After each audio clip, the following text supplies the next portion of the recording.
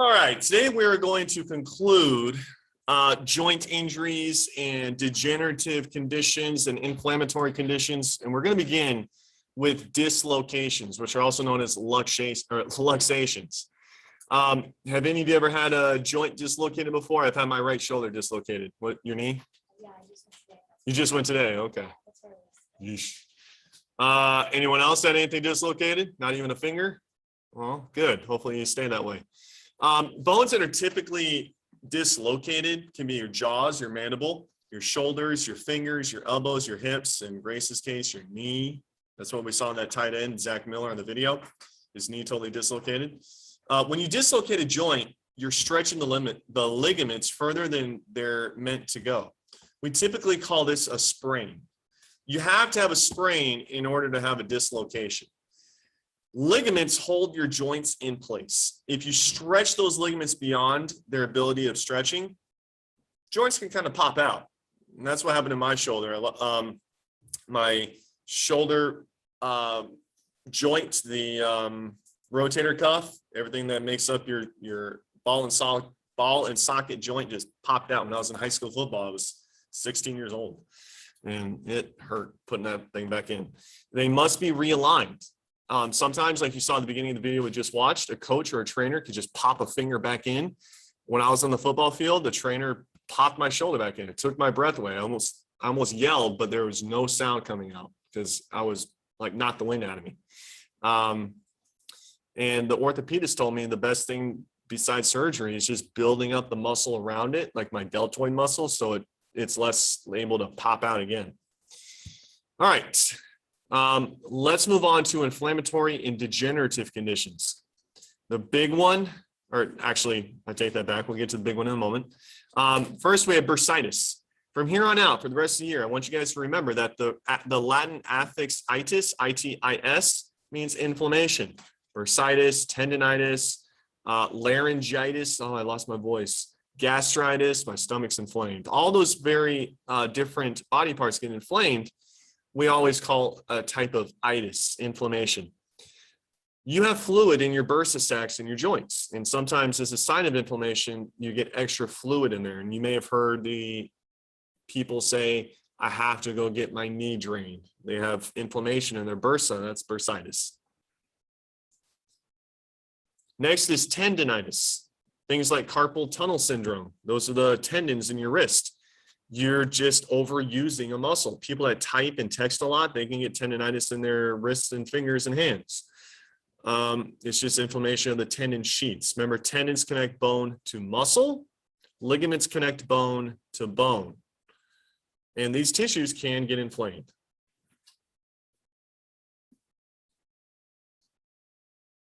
And here's the big one, guys, arthritis. There are several different types of arthritis. We're going to go over 4. We're going to do osteoarthritis, rheumatoid arthritis, gout, and Lyme disease. What does arthro mean? Joints. And itis means inflammation. So arthritis is the inflammation or the degeneration of joints. They're just basically breaking down. So here's the chance for you all to redeem yourselves. What type of cartilage is at the end of most of your joints? Hyaline cartilage. Good. When you get older, it is very likely that all of you, from Hannah all the way to Jackie, are going to experience arthritis sometime in your life. It is just a part of getting older. The research I've done, I read that by the time you get to 80, you're going to have arthritis somewhere. My dad is 77. He has a big time in his left thumb. You see those people on Bayshore Boulevard running on the dirt and the grass instead of on the concrete. They're trying to take care of their joints because the human body is not meant to have solid pounding on concrete. There's no cushion there. A lot of you know that the Tampa Bay Rays play inside. Whenever they have a player who has had an injured knee, they don't let him play on Tropicana Field's turf for a few games because that's solid. That's not natural grass. That's man-made. And so there's not a lot of cushion there, not a lot of absorption of that impact. The first type of arthritis we're going to hit is osteoarthritis, OA. You know that arthro means joint and itis means inflammation. Does anybody know what osteo means? Bone. Bone and joint inflammation. This is just old-fashioned wear and tear. It's part of the aging process. I mean, my dad has it in his left thumb. How do you get arthritis in your thumb? Well, he's worked with his hands most of his life. He grabs tools, and branches, and all that stuff. And he has it pretty bad. Right where his first phalange and his second phalange and his thumb meet, it is like really swollen. It's not soft swollen, it's like hard swollen. Because you get bone spurs. When you have bone on bone grinding, you can actually hear it. It's called crepitus. And you can actually hear the grinding. You can feel the grinding. And it forms a type of scar tissue in your bone that's called bone spurs. Osteophytes is the proper term. You have no more cartilage. And so you're bone on bone grinding. It doesn't feel good. It hurts. It can limit your motion. It can limit your movement. You guys have seen the old men and women walking around Publix. They can hardly move. Their legs might have arthritis. Their arms might have arthritis. Their spine might have arthritis. Do you know why some people get shorter as they get older? Because the cartilage in between their spine is starting to wear away. Now, I have another image here to show you from a previous slide.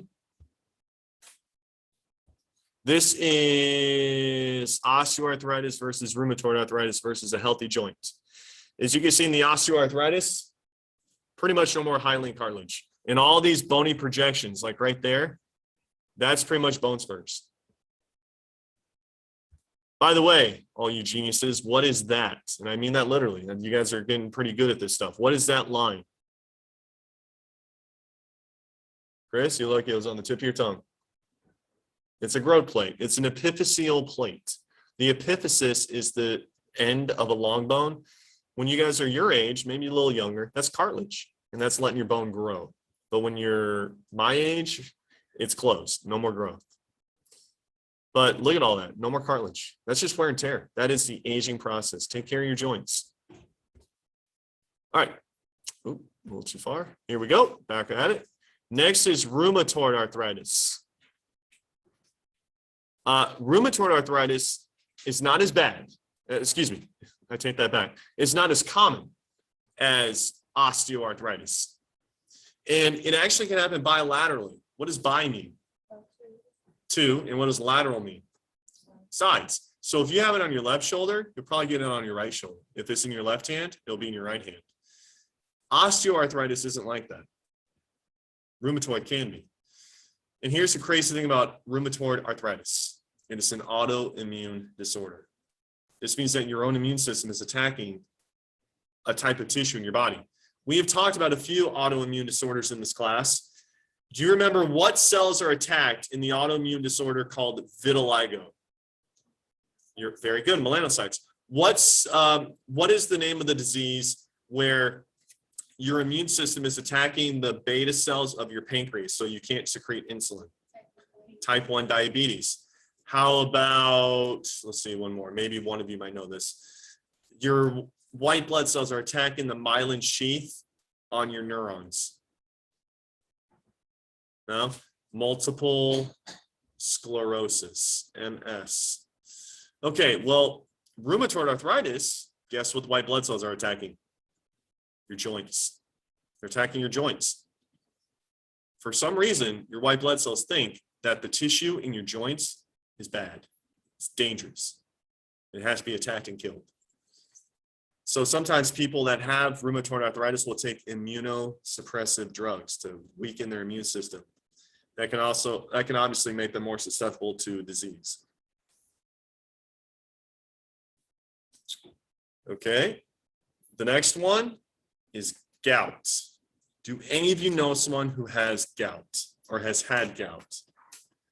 Gout is called the rich man's disease because back in the day with kings and queens and wealthy elites and socialites, and this still goes on today. People get gout today. They eat food that is very rich in purine. What is that? Purine is a substance that can be carried in your blood, but it's very heavily concentrated in your organs. And not just your organs, but the organs of other animals. People eat things like liver and spleen and kidneys. And there's actually a type of food that was created in France called foie gras. Have you ever heard of it? Foie gras is basically swollen duck and goose liver. Here's what they do. They force feed ducks and geese to eat 2 to 3 times a day to make their livers really big. And then they kill the bird, and then they take out the liver, and they can either keep it solid or they can turn into a puree, like puree pumpkin for pumpkin pie. You put it on a cracker and you eat it. It's pretty gross, but this is what the social and wealthy elite would eat. Well, it just so happened that as they ate all these foods, their toe would really start to hurt. What does one have to do with the other? Well, check this out. You had your hand raised? Okay. Where did I put gout? There it is. Okay. For some reason, we don't know why, or at least I don't know why. I'm sure I could research. I can't think of it at the top of my head. All that purine in your blood will form uric acid crystals. And that's part we don't know why. That I don't know why. But it accumulates mostly in the joint between your phalange and your metatarsal in your big toe. Oops. It happens in men more than women. And you could walk, but from what I've been told, you will be in excruciating pain. These little crystals called uric acid crystals will form in your joint. And it's like millions of microscopic spears inside your joint. And I've heard it is very painful. The only way to get them to go away, stop eating foods that are rich in purine. And so I have a story you guys might think is ridiculous because you may not see yourself do this, but this student I had a long time ago, like 10 years ago, was awesome. She was a cashier at Publix. She was like 17 years old, junior, and she just had an afternoon job at Publix. And I used to do a disease of the day. And a disease I did that week was gout. Well, this guy pulls up into her checkout aisle, and he's putting like 10 TV dinners. They're all like liver and kidneys and all that stuff. And the girl says, "You're going to eat all this food. You're going to get gout." You know, like, what does a 17-year-old know? They can know quite a bit. And he's like, "Well, it's funny you say that because I have gout." And the girl says, "This is why you have it. This food is rich in purine that builds up in your toe. You get gout. This is why you have it, that food." And so he put it all back in the freezer and like started eating vegetables until it went away.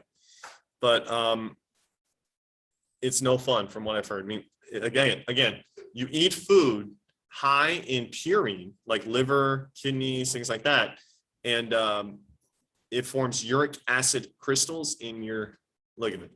And in case you guys have never heard of it, I want to show you once again, show you what foie gras is.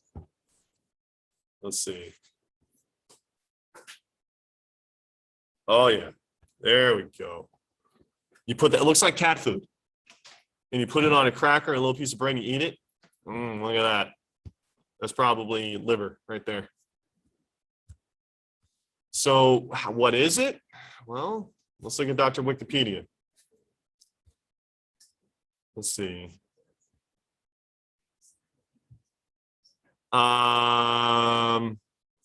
Read that first paragraph to yourselves for a second. Just read that.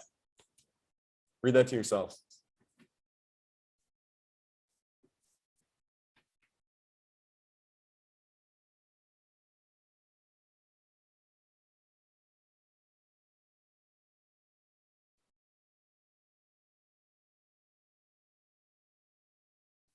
You force feed them until their liver can take no more. And you kill them, you take the liver out, and you start making a little cracker pate out of it. Rich man's disease. That's what it used to be called. It still is. All right. Not only can you get it from foods rich in purine, you can get it from excessive alcohol consumption. And the last one that we'll get today is Lyme disease. Lyme disease is spread by deer ticks. It's Lyme, not Lime. You don't turn into a green sour fruit.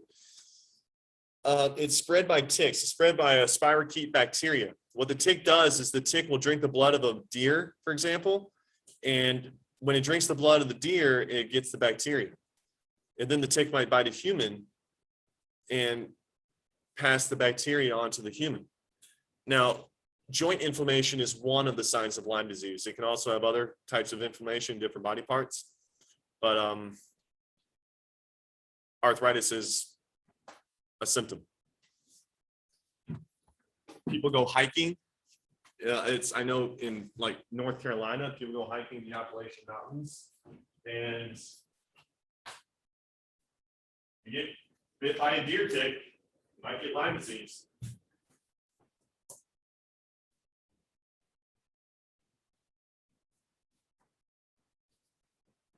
Okay, we are going to transition now. I'm going to stop this video and start a new video. So signing off.